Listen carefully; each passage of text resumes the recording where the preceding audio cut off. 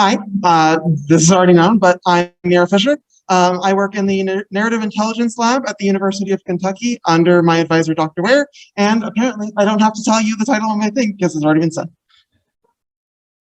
So while a large domain can take many forms, I'd like to focus on a simple example, a tile-based game that I'm going to call Tom's Quest. I'm not actually going to use the name that often, but it's in the title. So, where the agent Tom must bring a potion back to his cottage. Tom can accomplish this goal by moving around, by getting a hold of items from other characters, or using those items on the other characters. In the typical style of this game, an agent's interactions are a matter of small changes like tile-by-tile navigation, or strike-by-strike attacks for combat, or other actions like taking an item.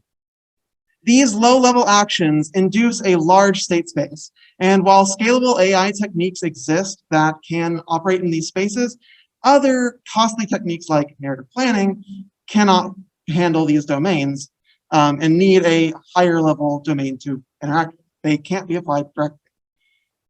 So I propose instead to apply those methods indirectly through an abstract version of the domain.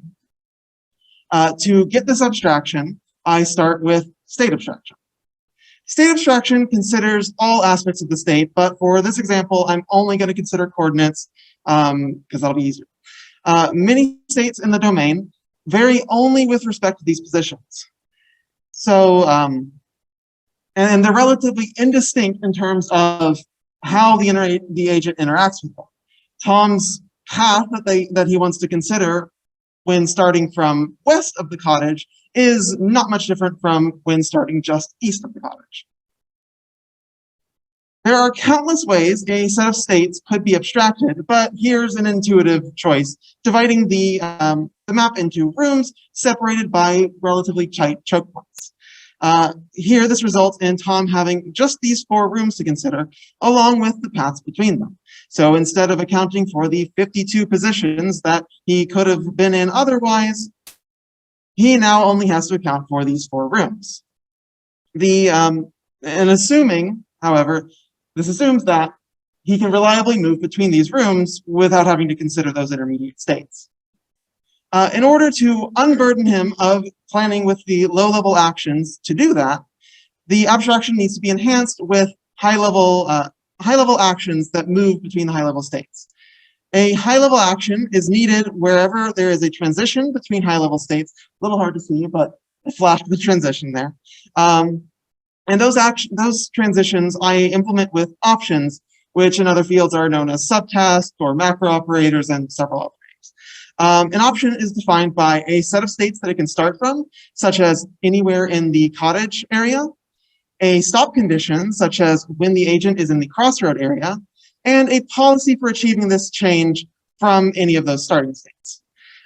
These options allow an agent to transition between areas by executing a single high-level action, such as move to the crossroad, and relying on that action's policy to determine the low-level actions that complete it. So even when moving further, Tom can rely on this high-level action to get him all the way to the marker. Similarly, several attacks can be grouped alongside taking the coin from the bandit in just a single steal action that accomplishes the whole objective. With these concepts in mind, I have 2 key research questions for this work. First, can these outlined methods support narrative planning in these low-level domains? While the interpretation of the resulting domain from these abstractions is easily understood as a high-level domain, the actual application of planning, including making the plan as well as executing it, is far more of an open question. Second, do non-expert observers see the resulting domain as a meaningful interpretation of the low-level domain? Can I find a particular set of methods that abstracts these low-level domains in a way that that observers think is a meaningful understanding of the domain?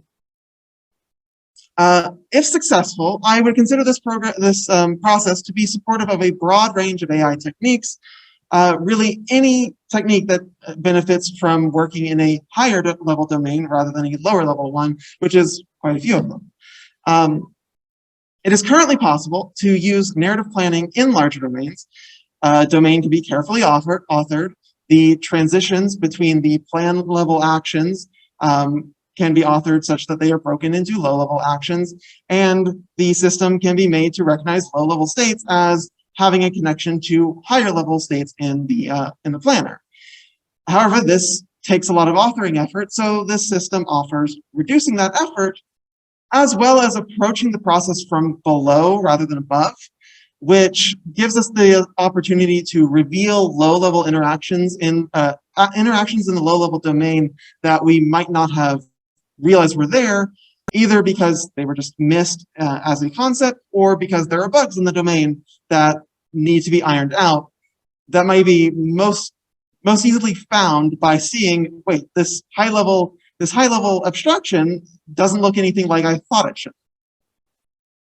My work is, as I've said, partially grounded in state abstraction. However, that body of work is typically focused on abstractions and MDPs that maintain the ability to produce an optimal solution or a near optimal solution for the ground domain, while I want to abstract a bit more aggressive.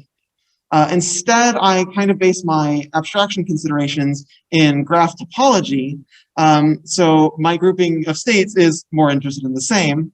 And topological graph clustering turns out to be something that is closer to where I'm looking.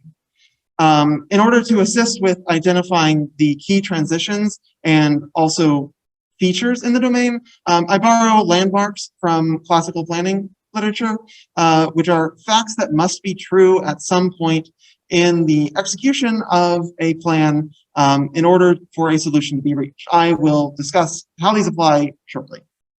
Option discovery is truly the linchpin of this work. High-level actions permit the aggressive abstraction that I want to do, and they form the interface between the planner and the low-level domain.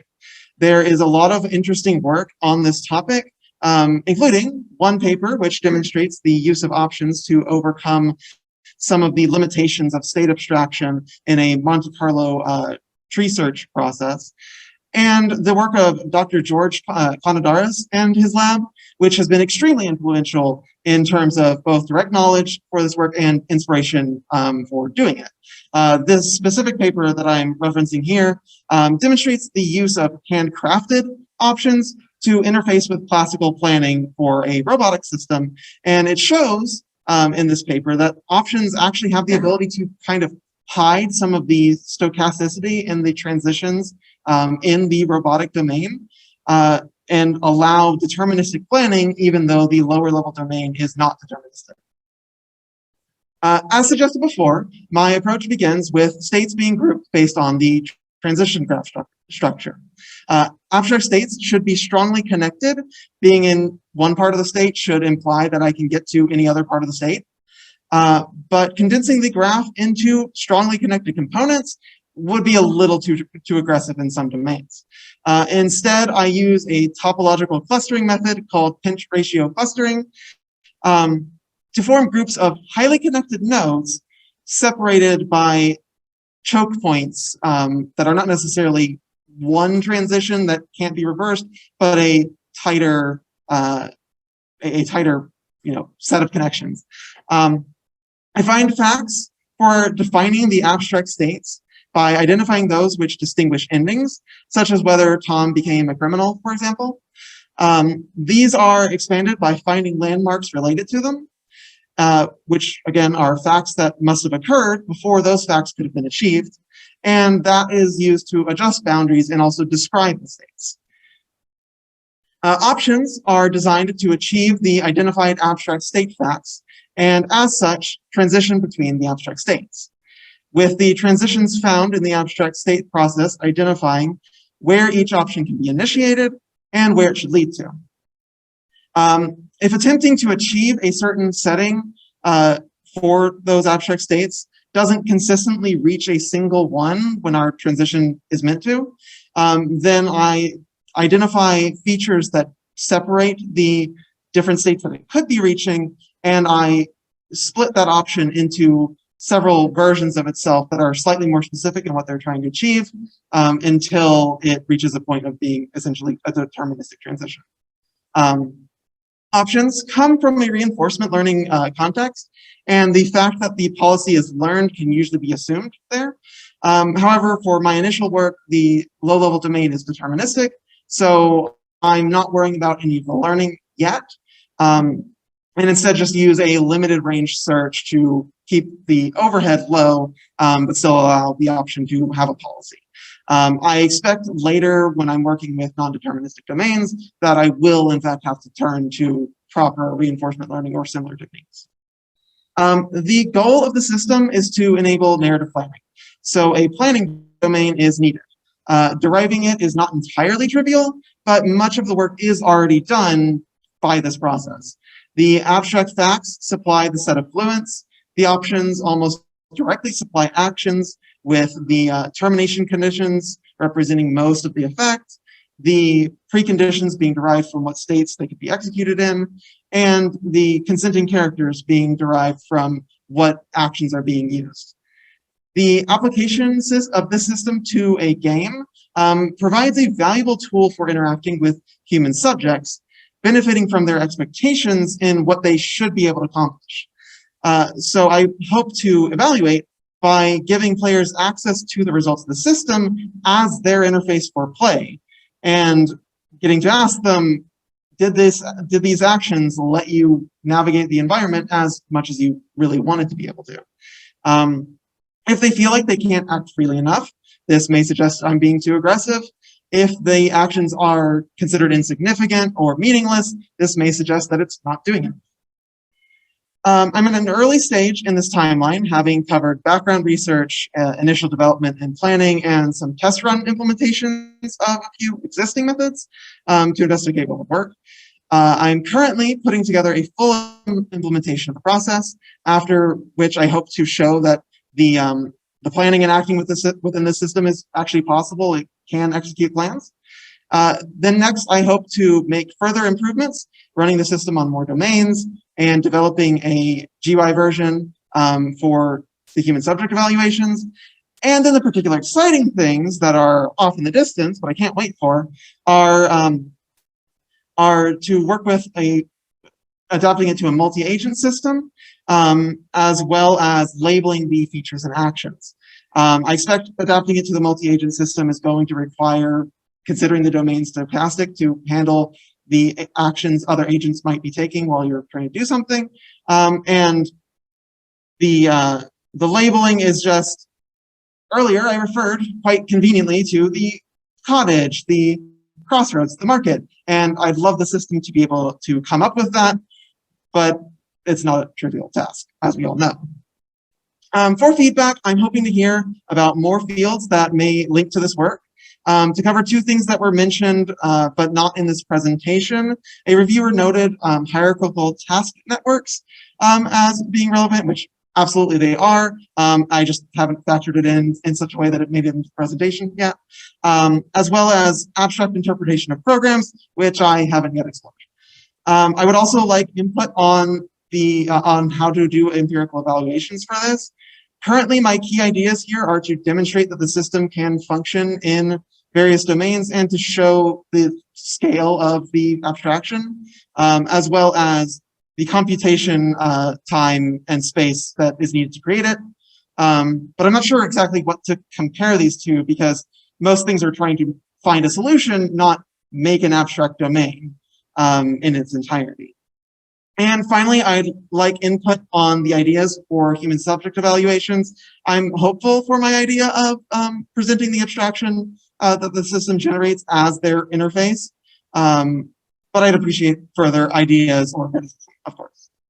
I'm open for questions now, though I will leave you on this adorable slide that I have made.